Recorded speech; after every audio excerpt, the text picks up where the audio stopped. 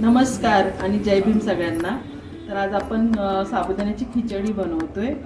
तर मी ही साबुदाणे ना रात्रीच भिजवले होते, तुम्हाला व्हिडिओ काढायला मी विसरले।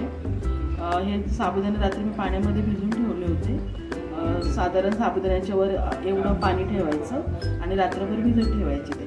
आणि त्याच्यामध्ये इथे मी एक अर्धी वाटीच्या वर शेंगदाणे भाजून त्याचा कूट करून घेतलाय आणि याच्यामध्ये मीठ सुद्धा टाकले मी। इथे बघा मी तीन मीडियम आकाराचे बटाटे पातळ कापून साली काढून त्याच्या तेलामध्ये मी असे शिजवायला ठेवले। मी बटाटे उकडून घेण्यापेक्षा असेच पातळ काप करून तेलामध्ये फ्राय करून घेते। आणि इथे मी 7-8 मिरच्या अशा क्रश करून घेतल्यात मिक्सरला।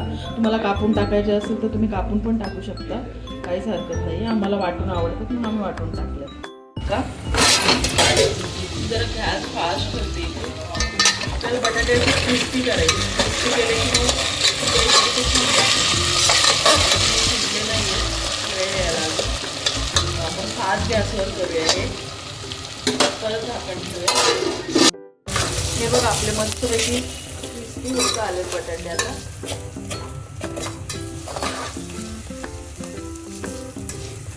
झालेत बटाटे, बरं शिजलेत। याच्यामध्ये मिरचीचा कूट केलाय ना तो टाकला ना, असे क्रिस्पी थोडेसे खायला आवडतात म्हणून मी असे थोडे काढून घेते पहिल्यांदा। आणि मी याच्यामध्येच आपली मिरची क्रश केली होती ती टाकणार आहे।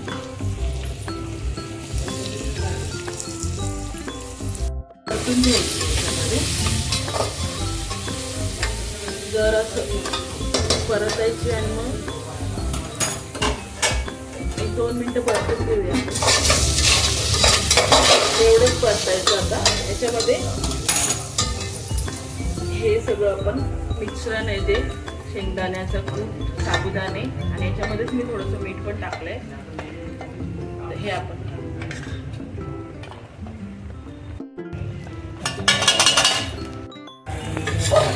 मिक्स करताना गॅस फास्ट ठेवायचा, व्यवस्थित मिक्स करूया जेणेकरून हे सगळं मिरची आणि हे शेंगदाणे कूट बटाटे सगळे एकत्र झाले पाहिजे।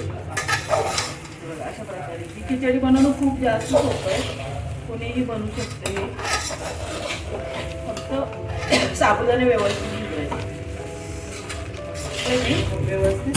आता याच्यावर मी झाकण ठेवते, पण गॅस मी स्लो करते आणि 5 मिनिटं आपण 5 म्हणजे 2-3 मिनिटं ठेवून परत बघायचं आपल्याला। तिथे झालेत, आता आपण परत त्याला हलवून घेऊया, खालून असं वर घेऊन परत त्याला मस्त वाफ येते। आणि आता परत आपल्याला 2-3 मिनिटं परत झाकण ठेवून स्लो गॅसवर परत ठेवून द्यायचं। हे आता परत आपली खिचडी होत आली आहे। 2 मिनिटं फक्त आता आपल्याला ठेवावं लागेल। खिचडी आपली तयार आहे, कलर बदली झालाय,